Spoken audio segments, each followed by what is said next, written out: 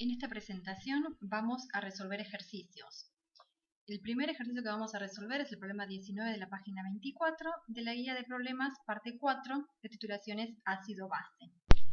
Entonces, el enunciado del ejercicio dice: se desean preparar 500 mililitros de una solución de ácido clorhídrico 0,07 normal, partiendo del ácido concentrado, y nos dan la concentración y la densidad. En el punto A nos dice: explique detalladamente su preparación. Es decir, que nos está pidiendo que preparemos o que indiquemos cómo se prepara nuestra solución valorante secundaria. En el ítem B dice: indique cómo realiza su contraste, patrón primario a utilizar, ecuaciones e indicador a utilizar. Calcule la cantidad de patrón primario a pesar. Entonces, en este ítem nos está pidiendo que indiquemos todo el protocolo de estandarización de la solución valorante secundaria. Y en el último ítem nos dice: el ácido clorhídrico preparado, cuya normalidad resultó ser de 0,0686 normal, se utilizó para valorar una muestra de hidróxido de calcio. Se pesaron 0,2628 gramos de muestra, que se disolvieron en 100 mililitros de agua. Una alícuota de 25 mililitros de esa solución consumió 12,30 mililitros de la solución valorante. ¿Cuál es el porcentaje de hidróxido de calcio en la muestra? Entonces, en este punto, lo que estamos haciendo es utilizar la solución valorante secundaria que preparamos para titular un analito, que en este caso es hidróxido de calcio. Entonces, para el primer ítem, explique detalladamente su preparación. ¿Cómo vamos a preparar nuestra solución de ácido clorhídrico?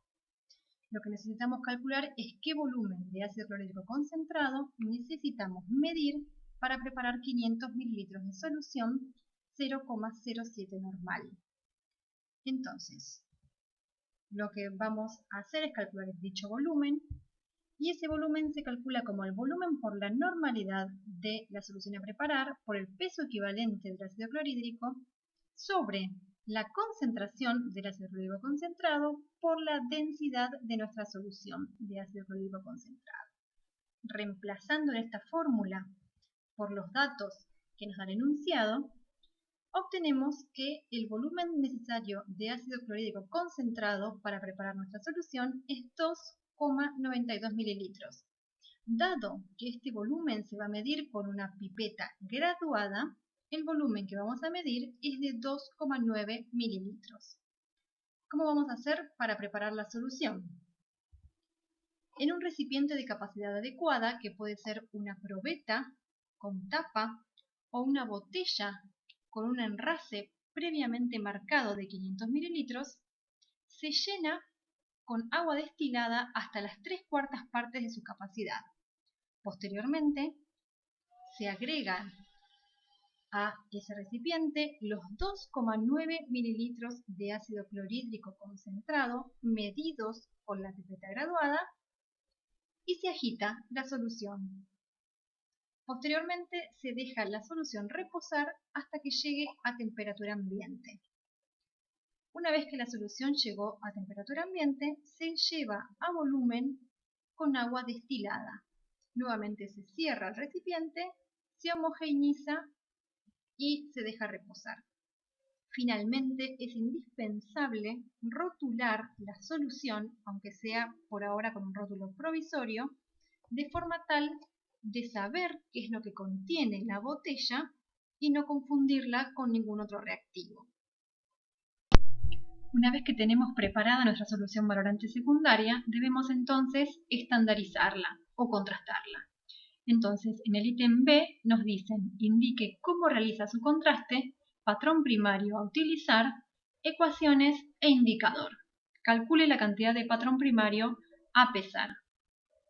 Recordemos que una estandarización o contraste no es otra cosa que una titulación directa en la cual nuestra solución valorante secundaria, es decir, nuestra solución de ácido clorhídrico en este caso, se coloca en la bureta y luego se va a hacer reaccionar con un patrón primario contenido en el Erlenmeyer.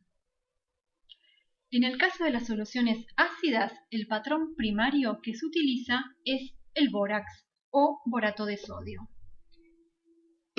El bórax, presente en estas ecuaciones que tenemos acá, genera en solución 2 moles de hidroxilos, motivo por el cual se utiliza como patrón primario para las soluciones ácidas. Entonces, cuando tenemos que definir el peso equivalente de nuestro patrón primario, en este caso, vamos a decir entonces que el peso equivalente del bórax es su peso molecular sobre 2 equivalentes por mol. Posteriormente, nos piden además las ecuaciones que ocurren durante la titulación. Entonces, sabemos que vamos a estar titulando una solución de ácido clorhídrico que se va a disociar y liberar protones, y esos protones van a ser luego los que van a reaccionar con los hidroxilos provenientes del patrón primario para generar agua. Entonces, esta última reacción es la que se conoce como ecuación de titulación, porque es el equilibrio que rige esta titulación, es decir, que es una titulación ácido-base. Bien, no nos están diciendo con qué material vamos a trabajar, no nos indican en particular con qué bureta vamos a estar haciendo el contraste, entonces nosotros podemos aclarar que vamos a trabajar con una bureta de 25 mililitros. Entonces vamos a proceder a calcular la cantidad de patrón primario necesario para realizar el contraste de la solución de ácido clorhídrico con una bureta de 25 mililitros. Entonces, en el punto de equivalencia sabemos que el número de equivalentes de nuestro patrón primario, que es el bórax, va a ser igual al número de equivalentes de nuestra solución valorante secundaria, que es la solución de ácido clorhídrico, reemplazando por sus respectivas equivalencias, en donde el número de equivalentes del patrón primario es igual a su peso sobre su peso equivalente, mientras que el número de equivalentes de ácido clorhídrico es igual al volumen por la normalidad. A partir de acá podemos calcular el peso que necesitamos de patrón primario. Recordemos que para todas las titulaciones e idealmente para los contrastes se requiere consumir 4/5 del volumen de la bureta que vayamos a emplear. Entonces, en este caso, para calcular el peso de patrón primario, el volumen de ácido clorhídrico consumido debe corresponder a 4/5 del volumen de la bureta, ¿sí? Por su normalidad, por el peso equivalente de bórax. Si reemplazamos por los correspondientes valores, podemos calcular el peso de patrón primario necesario para realizar este contraste. Cuando hacemos las cuentas, obtenemos que el peso de patrón primario a pesar es de 0,26699 gramos, dado que el patrón primario debe ser pesado en balanza analítica, y la balanza analítica tiene una sensibilidad de 0,1 miligramo, entonces la pesada que debemos hacer es de 0,2670 gramos. Continuando con el contraste de nuestra solución valorante secundaria, dijimos que debemos pesar 0,2670 gramos. En realidad se debe pesar exactamente alrededor de 0,2670 gramos de patrón primario y se debe pesar por diferencia en balanza analítica. Ya vimos lo que es pesar por diferencia en las diapositivas anteriores y acá quiero hacer un poco hincapié en lo que significa exactamente alrededor de. Idealmente, uno cuando va a pesar el patrón primario debe pesar el valor calculado. Es decir, que deberíamos pesar los 0,2670 gramos. Sin embargo, a veces experimentalmente es difícil, entonces, idealmente lo que vamos a hacer es pesar un peso lo más próximo al peso calculado. Por eso es exactamente alrededor de 0,2770 gramos. Recordemos que las pesadas en balanza analítica son cuantitativas, motivo por el cual todo lo que yo esté pesando, es decir, cuando yo pese por diferencia, todo el patrón primario que haya retirado del pesafiltro debe estar contenido finalmente en el recipiente en el cual voy a hacer el contraste. Y en este caso ese recipiente va a ser el Erlenmeyer. ¿Cómo vamos a proceder a hacer el contraste? Dijimos que pesamos el patrón primario por diferencia en balanza analítica, entonces lo vamos a tener en un Erlenmeyer.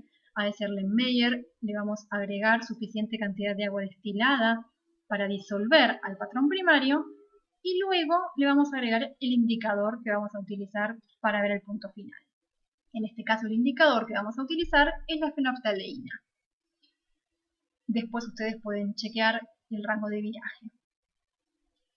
Finalmente, una vez que tenemos listo el Erlenmeyer, podemos enrasar o en realidad cargar la bureta con nuestra solución valorante y enrasarla, recordando eliminar cualquier vestigio de aire que quede en el vástago. Y luego podemos titular. Una vez que hayamos llegado al punto final, vamos a proceder a calcular la normalidad exacta de la solución de ácido clorhídrico. ¿Cómo vamos a calcular la normalidad exacta de la solución de ácido clorhídrico? A partir de la fórmula que utilizamos para calcular el peso de patrón primario que debemos pesar. Entonces, con el dato real de la pesada en balanza analítica de nuestro patrón primario y con el volumen consumido durante la titulación, ¿sí?, vamos a poder despejar de esta fórmula la normalidad real de nuestra solución de ácido clorhídrico. Es importante recordar que el volumen que vamos a introducir en esta fórmula debe ser corregido por temperatura y por material volumétrico, que además el volumen, una vez corregido, debe estar expresado con 2 decimales.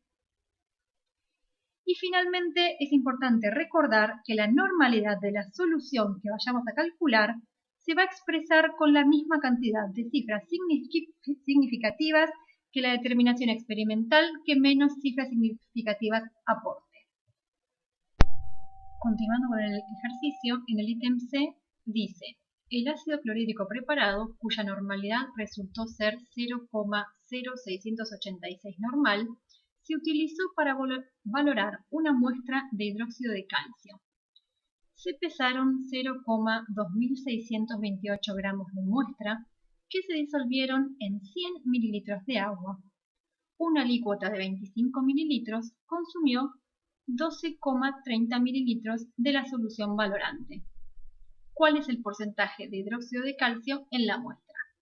Entonces acá hay mucha información y vamos a ir paso por paso.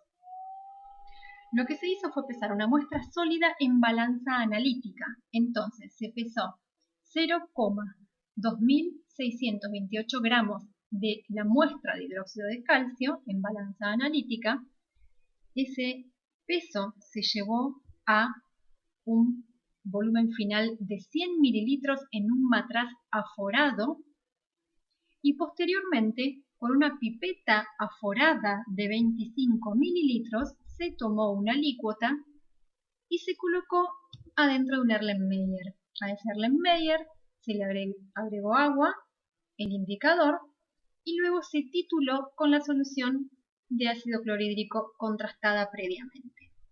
Entonces, lo que hay que hacer a continuación es plantear las reacciones químicas involucradas en esta titulación. Sabemos que el ácido clorhídrico se va a disociar liberando protones y que el hidróxido de calcio se va a disociar liberando hidroxilos. Entonces, el peso equivalente para nuestro analito, en este caso el hidróxido de calcio, es su peso molecular sobre 2 equivalentes por mol. Y la ecuación de titulación es la que planteamos antes, es igual a la que planteamos antes, que es la neutralización para generar agua. Bien, entonces lo que vamos a hacer ahora es calcular la cantidad de hidróxido de calcio que nos están pidiendo. Sabemos que en el punto de equivalencia, que vamos a verlo en realidad como el punto final, el número de equivalentes de valorando va a ser igual al número de equivalentes de valorante. Si reemplazamos estos números de equivalentes por sus equivalencias en fórmulas, sabemos que el número de equivalentes de valorando es igual al peso sobre el peso equivalente del valorando y que el número de equivalentes de valorante es igual al volumen por la normalidad del valorante. Si despejamos de esta igualdad el peso equivalente, tenemos entonces que el peso de óxido de calcio, es decir, el peso del analito en la muestra, es igual al volumen por la normalidad de ácido clorhídrico por el peso equivalente del analito. Ahora bien, cuando nosotros calculamos este peso, lo que vamos a estar obteniendo es el dato de la masa que vamos a tener de óxido de calcio, ¿en dónde? En 25 mililitros de solución, es decir, es el peso que tenemos adentro del Erlenmeyer, y adentro del Erlenmeyer solo tenemos 25 mililitros de solución. Si miramos lo que nos están preguntando en el enunciado, nos dice cuál es el porcentaje de hidróxido de calcio en la muestra. Tenemos que mirar bien si nuestra muestra original es un sólido o es un líquido. Si miramos en el enunciado, sabemos que nuestra muestra original es un sólido. Entonces, lo que nos están preguntando, el porcentaje que nos están preguntando que calculemos, que nos están pidiendo que calculemos, es el porcentaje peso en peso, es decir, cuántos gramos de hidróxido de calcio hay en 100 gramos de muestra. Y nosotros con este cálculo que acabamos de hacer, lo que estamos calculando en realidad es el peso de hidróxido de calcio en 25 mililitros de la solución preparada, que no es lo mismo que la muestra original. Entonces podemos transformar esta fórmula que acabamos de presentar en una fórmula más ampliada, de forma tal de obtener el porcentaje peso en peso del hidróxido de calcio de la siguiente forma. Sabemos que el volumen por la normalidad, por el peso equivalente a lo que acabamos de calcular antes, que es el peso en 25 mililitros de solución, si eso lo referimos a 100 mililitros, que es el volumen del matraz, y después lo referimos al peso que habíamos pensado en balanza analítica, y sabemos o queremos referirlo a los 100 gramos de muestra, obtenemos esta fórmula que tenemos aquí presentada en rojo. Con esta fórmula podemos calcular directamente el porcentaje peso en peso de hidróxido de calcio en la muestra. Reemplazando con los valores obtenidos de la titulación en la ecuación, podemos calcular entonces el porcentaje peso en peso de hidróxido de calcio en la muestra, que nos da 47,6%. Acá es importante destacar que debemos expresar el resultado correctamente con la cantidad de cifras significativas adecuada. Y es importante conocer cuáles son los datos experimentales que me van a aportar a las cifras significativas que yo tengo que tener en cuenta. En este caso, los datos experimentales que yo debo ver a la hora de calcular la cantidad de cifras significativas están marcados en verde y son el volumen consumido en la titulación, la normalidad de la solución valorante, el volumen medido en el matraz aforado, el volumen medido con la pipeta aforada y el peso de muestra pesado en balanza analítica. Si miramos la cantidad de cifras significativas que tiene cada uno de estos valores experimentales, podemos ver que la normalidad de la solución de ácido clorhídrico es el que menos cifras significativas tiene. Entonces, como consecuencia, voy a tener que expresar mi resultado con esa misma cantidad de cifras significativas, motivo por el cual el porcentaje peso en peso de hidróxido de calcio en la muestra tiene 3 cifras significativas y es 47,6 gramos de hidróxido de calcio cada 100 gramos de muestra. Bueno, ahora vamos a resolver el problema 21 de la página 25 de la guía de problemas parte 4, titulaciones ácido-base. El problema 21 dice, para preparar una solución 0,6 molar de carbonato de sodio se dispone de una sal 99,5% de pureza. Y hay una serie de ítems que dice, ¿qué cantidad se deberá pesar para preparar un litro de solución? Posteriormente se desea verificar su título, para lo cual se prepara un litro de solución valorante de ácido clorhídrico, qué volumen de ácido clorhídrico concentrado se debe emplear, qué patrón primario, qué cantidad utilizaría para contrastar la solución de ácido clorhídrico. Y después dice, teniendo en cuenta que el ácido clorhídrico resultó ser de tal normalidad, que la titulación de carbonato se realizará frente a fenolftaleína como indicador y que se dispone de pipetas aforadas de tales volúmenes y matraces aforados de tales volúmenes y una bureta 25, nos piden qué diluciones haríamos de la muestra para poder valorarla. Entonces, este ejercicio tiene varios ítems y vamos a ir viendo ítem por ítem para poder verlo mejor.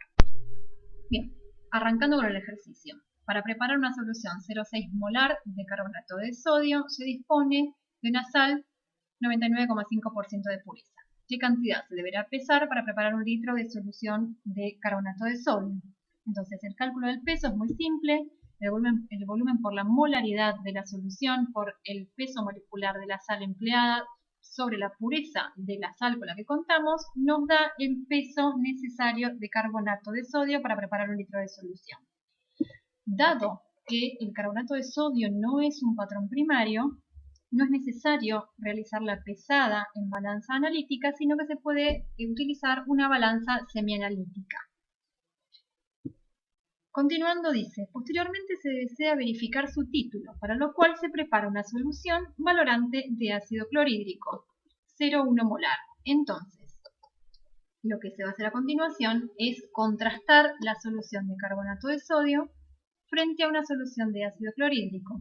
Pero recordemos que el ácido clorhídrico es una solución valorante secundaria, como consecuencia es necesario contrastarla también.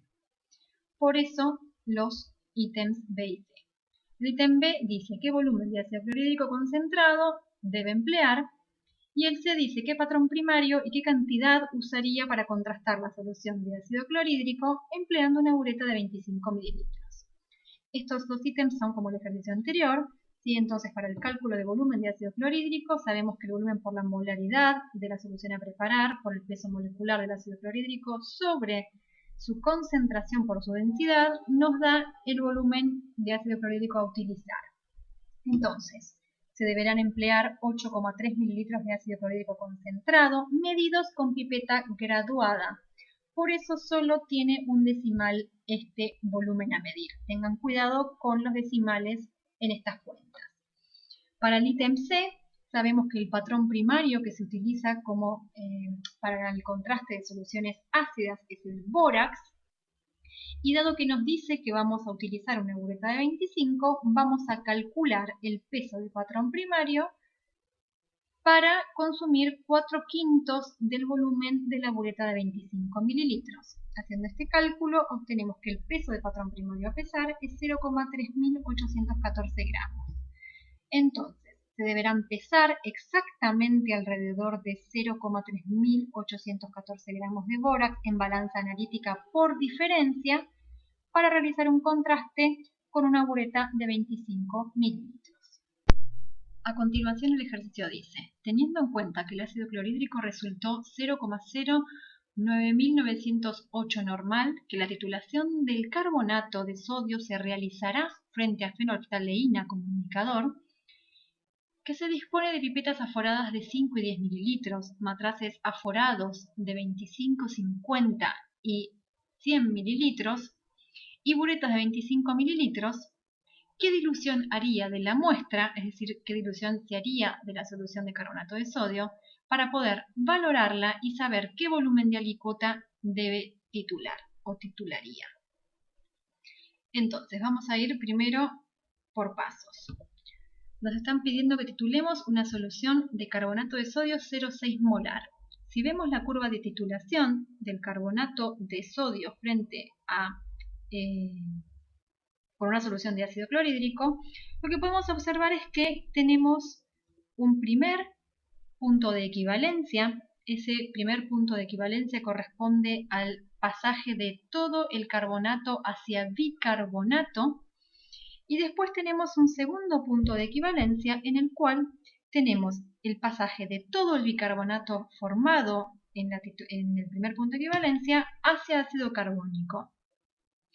Dado que nos están diciendo que el indicador que vamos a utilizar es la fenolftaleína y que su rango de viraje es entre los 8 y los 9,6 de pH, mirando la curva de titulación del carbonato podemos decir que frente a la fenolftaleína vamos a estar viendo este pasaje, es decir, el pasaje del carbonato hacia bicarbonato.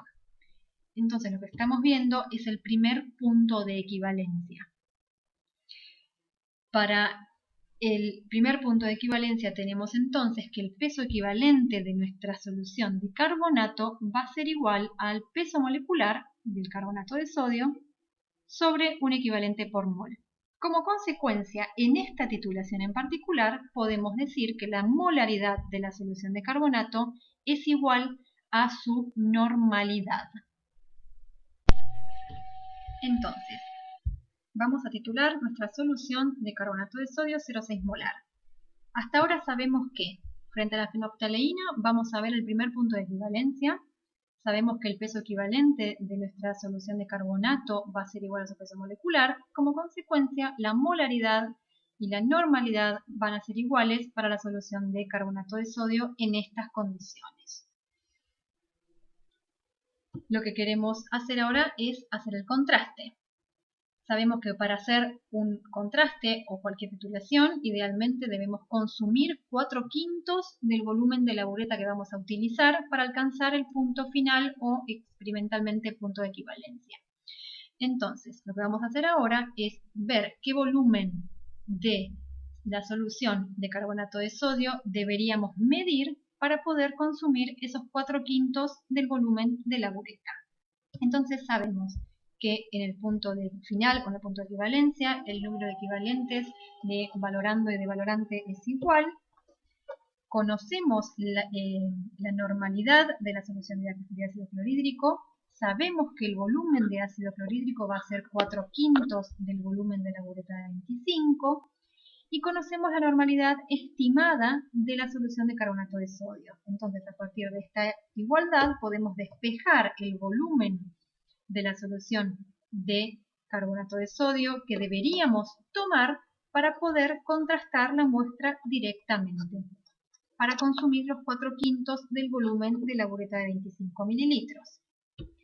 Si hacemos esta cuenta, obtenemos que el volumen necesario para gastar 4/5 de la solución valorante en el contraste es de 3,3 mililitros.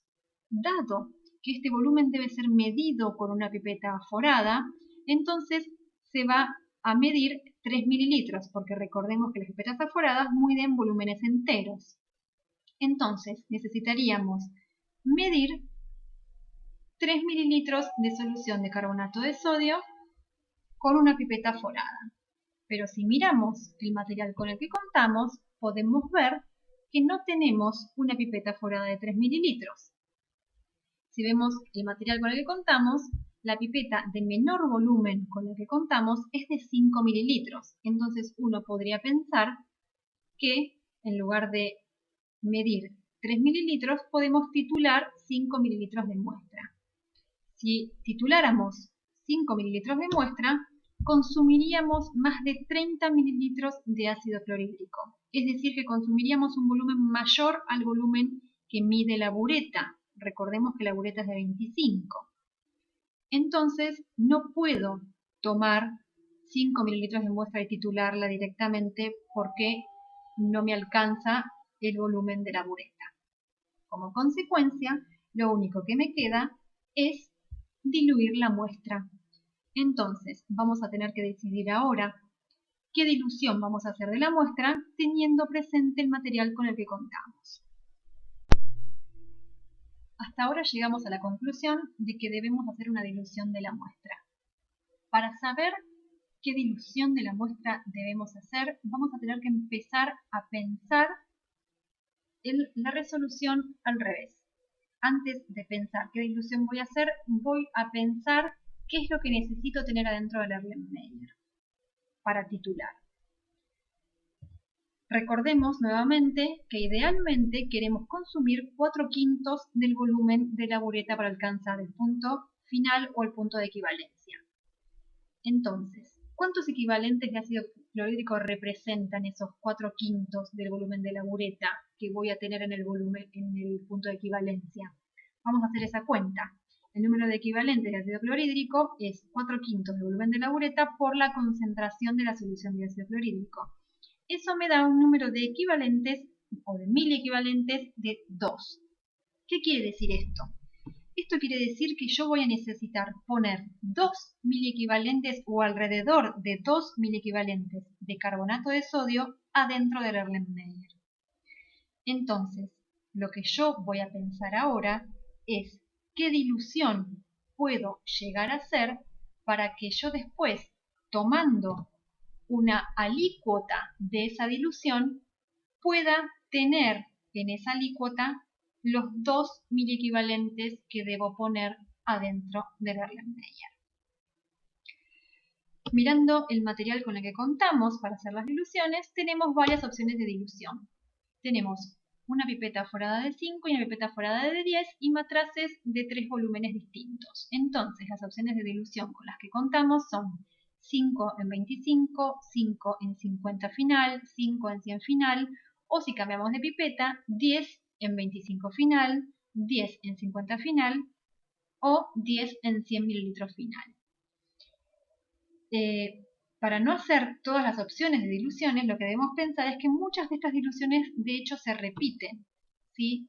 Si simplificamos, podemos ver que la dilución 5 en 25 es una dilución al quinto y es lo mismo que hacer una dilución 10 en 50. Lo mismo ocurre con la dilución 5 en 50 y la dilución 10 en 100. Son diluciones al décimo. Entonces, la primera estrategia que uno tiene que tomar cuando va a resolver esos ejercicios es plantear las opciones de dilución, simplificar y ver cuáles son las opciones que se repiten, porque de esta forma uno no tiene que probar todas las diluciones, sino con que utilizar el factor de dilución que uno acaba de obtener nos simplifica mucho la cantidad de cálculos a realizar.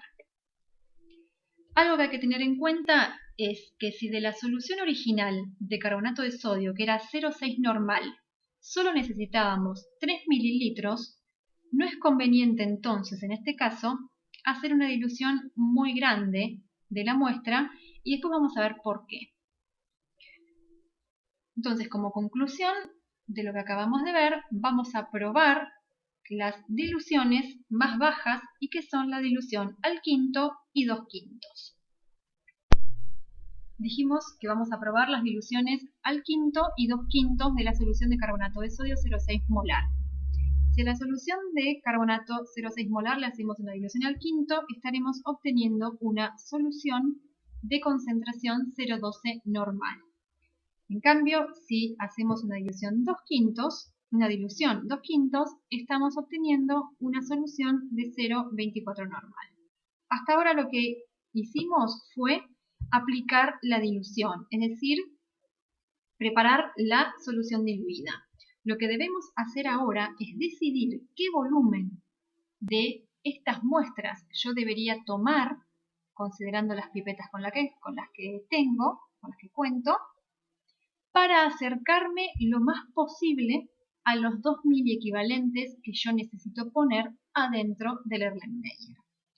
Entonces, si yo tomo 5 mililitros con la pipeta aforada de 5 de la solución 0,12 normal, voy a estar teniendo entonces en esa alícuota 0,6 miliequivalentes. En cambio, si utilizo la pipeta de 10 mililitros, voy a estar teniendo en esa alícuota 1,2 miliequivalentes de carbonato. Por otro lado, si hago lo mismo con la solución 0,24 normal, podemos ver que si tomo 5 mililitros de la solución 0,24 normal, voy a estar teniendo en esa alícuota 1,2 miliequivalentes. Mientras que si tomo 10 mililitros de la solución 0,24 normal, voy a estar teniendo en esa alícuota 2,4 miliequivalentes. Lo que debo hacer a continuación es comparar estos miliequivalentes obtenidos con los 2 miliequivalentes que yo necesito tener adentro del Erlenmeyer para consumir los 4/5 de la bureta que necesito para hacer el contraste. Si yo comparo los 0,6 miliequivalentes que obtengo de tomar 5 mililitros de la solución 0,12 normal, puedo ver que es mucho menor que 2 miliequivalentes. Con lo cual, durante el contraste, yo estaría consumiendo un volumen muchísimo menor que 4/5 del volumen requerido para el contraste. Por otro lado, si yo comparo los 2,4 miliequivalentes que tendría de tomar 10 mililitros de la solución 0,24 normal, puedo ver que ese valor es mayor a los 2 miliequivalentes que necesito poner en el Erlenmeyer.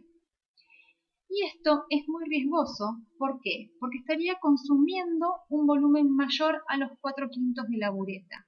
¿Y por qué decimos que esto es riesgoso? Porque ya un volumen de 4/5 de la bureta es un volumen alto. Si yo consumiera más de 4/5 de la bureta, que no sé con exactitud cuánto van a ser, corro el riesgo de que no me alcance el volumen total de la bureta de 25, es decir, corro el riesgo de que no me alcancen los 25 mililitros contenidos en la bureta para poder realizar la titulación. Entonces, es siempre mejor estar por debajo de los 4/5 de la bureta. Motivo por el cual, si yo comparo los 1,2 miliequivalentes obtenidos de tomar 10 mililitros de la solución de 0,12 normal o de tomar 5 mililitros de la solución 0,24 normal, puedo ver que si bien esos 1,2 miliequivalentes son menores que los 2 miliequivalentes que yo necesito poner adentro del Erlenmeyer, me son útiles porque si bien voy a consumir menos de 4/5 del volumen de la bureta, me estoy asegurando de no consumir más. Y también me estoy asegurando de no consumir muy poco, como me ocurriría con los 6 miliequivalentes. Entonces, de las opciones de dilución con las que yo cuento, si bien no logro conseguir los 2 miliequivalentes exactos, las diluciones más próximas que se acercan a ese valor sin correr el riesgo de gastarme todo el volumen de la bureta son los 1,2 miliequivalentes provenientes de 10 mililitros de una dilución al quinto o de 5 mililitros de una dilución 2/5. Como consecuencia o como resumen, podemos decir entonces que la dilución o las diluciones que se pueden hacer y las alícuotas que se pueden tomar son las siguientes. Se puede hacer una dilución al quinto de la muestra y de esa dilución tomar 10 mililitros para titular, o se puede también hacer una dilución 2/5 y tomar de esa solución 5 mililitros para titular.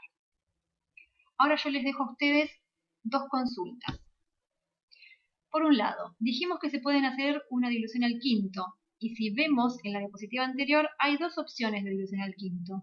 Una que es tomando 5 mililitros y llevando a 25 y otra que es tomando 10 mililitros y llevando a 50. La pregunta que les hago es, ¿qué dilución al quinto harían? ¿5 en 25 o 10 en 50? ¿De qué depende que yo vaya a hacer una u otra si la dilución es la misma? Eso lo dejo para que lo piensen. Además, si se hubiera hecho una dilución mayor, es decir, si hubiéramos hecho una dilución al décimo o 1 en 20, ¿serían útiles las pipetas aforadas de 5 y de 10 mililitros para tomar el volumen de muestra que necesitamos para titular? Piénsenlo y hagan los cálculos. Finalmente, el último ítem nos dice, si se determinó que la solución de carbonato de sodio era 0,593 normal, indique molaridad, porcentaje peso-volumen, gramos litro y miligramos por ciento. Vamos con el primer ítem. Dado que vimos el primer punto de equivalencia frente a la fenolftaleína, dijimos que el peso equivalente es igual al peso molecular. Como consecuencia, la normalidad y la molaridad de la solución de carbonato son iguales. Entonces, la molaridad de la solución es 0,593 molar. Para calcular el porcentaje peso-volumen, podemos multiplicar la molaridad de la solución por el peso molecular del carbonato por 100. Entonces, 0,593 milimol por mililitro, que es lo mismo que molar, por el peso molecular expresado cada 1000 milimoles, multiplicado por 100, nos da el porcentaje peso-volumen y esto nos da 6,29 gramos por ciento. Después nos piden los gramos por litro. Los gramos por litro de carbonato se pueden calcular multiplicando la molaridad por el peso molecular y esto nos da 62,9 gramos por litro. Por último nos piden los miligramos por ciento. Los miligramos por ciento también se pueden calcular multiplicando la molaridad por el peso molecular por 100, pero expresando el peso molecular en otras unidades. Se puede ver, a diferencia del ítem 2, el peso molecular está expresado en gramos cada 1000 milimoles, mientras que en el ítem 4 el peso molecular está expresado en miligramo milimol. De esta forma, sin hacer mayores cuentas y solo cambiando la expresión de las unidades, podemos calcular los miligramos por ciento, que no son más que miligramos cada 100 mililitros. Y eso es todo con este ejercicio. El último ejercicio que vamos a ver es un problema adicional que no está en la guía de trabajo de problemas y tampoco está en el anexo, así que el enunciado lo tienen en esta presentación. Cópienlo y cualquier consulta la podemos ver en el Zoom. El enunciado dice: una muestra vegetal se deja en digestión en ácido sulfúrico concentrado hasta ebullición y en presencia de un catalizador que asegura que todo el nitrógeno se convierte en amonio. Entonces lo que tenemos es una muestra siendo calentada, ¿sí? Aquí, en la cual, en presencia de un catalizador, todo el nitrógeno proveniente de la proteína vegetal se va a transformar en amonio. Una vez finalizado el ataque, se alcaliniza la solución, es decir, que una vez finalizado el ataque se agrega un álcali a ese balón. Yo acá lo ejemplifiqué con hidróxido de sodio, pero podría haber sido otra solución alcalina. Y lo que va a ocurrir es que el amonio generado o proveniente de la proteína vegetal se va a neutralizar con el álcali, generando amoníaco. Ese amoníaco se va a destilar y se va a recoger en un Erlenmeyer al final del condensador, que contiene 10 mililitros de ácido clorhídrico 0,02140 molar. Entonces, el amoníaco que caiga dentro del Erlenmeyer, una vez condensado, va a ser neutralizado por el ácido clorhídrico presente en ese Erlenmeyer, generando nuevamente amonio.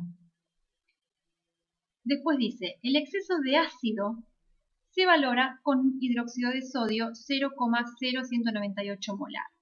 Esto quiere decir que de esos 10 mililitros de ácido clorhídrico no se neutralizó todo el ácido clorhídrico, sino que fue una concentración en exceso de ácido clorhídrico que se puso en ese Erlenmeyer, y una vez que se neutralizó todo el amoníaco, el ácido clorhídrico en exceso, ¿sí?, posteriormente se tituló con una solución de hidróxido de sodio, requiriéndose 3,26 mililitros de la base para alcanzar el punto final. Nos dicen calcular el contenido proteico de la muestra sabiendo que la proteína vegetal contiene 12,6% de nitrógeno y nos dan el peso atómico del nitrógeno.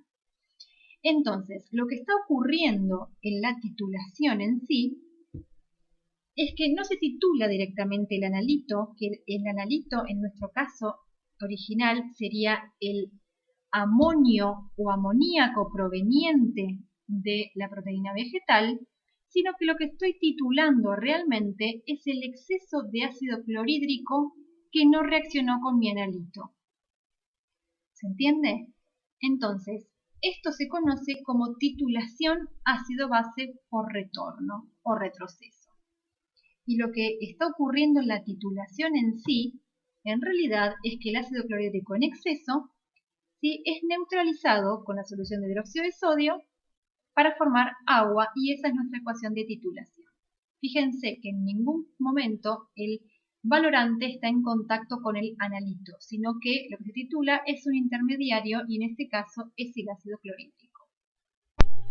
Dijimos antes que el intermediario en esta reacción ácido-base es el ácido clorhídrico, porque por un lado reacciona con el analito y por otro lado reacciona con el valorante.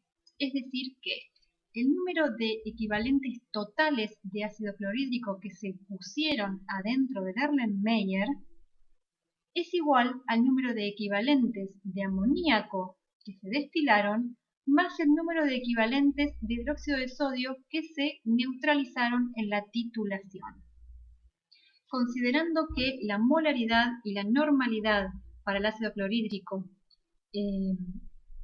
son las mismas, lo mismo que para el hidróxido de sodio, podemos pasar a trabajar con moles en lugar de equivalentes. Entonces, esta igualdad se transforma en la siguiente. Nosotros podemos calcular el número de moles totales que teníamos de ácido clorhídrico si multiplicamos el volumen por la molaridad de lo que había en Erlenmeyer. Y también podemos conocer el número de moles de hidróxido de sodio si multiplicamos el volumen y la molaridad del valorante y por el volumen precisamente que se consumió en la titulación. Entonces, de esta forma podemos despejar el número de moles de amoníaco presentes en la muestra destilada, mediante la diferencia entre el número de moles totales de ácido clorhídrico y el número de moles de hidróxido de sodio consumidos en la titulación. Si nosotros queremos averiguar el peso del nitrógeno en la muestra, esto se puede hacer mediante la multiplicación de la diferencia calculada antes por el peso atómico del nitrógeno. Y si queremos calcular el contenido proteico, lo podemos hacer dividiendo la fórmula anterior por el porcentaje de nitrógeno que nos informa el enunciado. Es decir, que dice que la proteína vegetal contiene 16,2% de nitrógeno, es decir, 16,2 gramos cada 100 gramos. Reemplazando con los valores experimentales en esta fórmula, podemos obtener el contenido proteico. Si bien el enunciado no nos dice en qué unidades se expresará el resultado, tenemos varias opciones. Una de ellas es la que les informo acá, que el contenido proteico está expresado en porcentaje, es un peso. Otra opción es expresarlo en miligramos por ciento. Y otra opción es expresarlo en partes por millón. ¿Cuál piensan ustedes de las tres opciones de expresión de concentración es la más adecuada para expresar el resultado de este análisis y por qué? Bueno, muchas gracias por la atención que han puesto en esta presentación, que ha sido muy larga, pero la intención fue que fuera clara. Cualquier consulta la pueden realizar por el campus, la pueden también realizar vía Zoom y no olviden recurrir a la bibliografía recomendada por la cátedra porque muchos de los contenidos dictados en esta presentación en particular están explicados con sumo detalle en las guías de trabajos prácticos. Muchas gracias.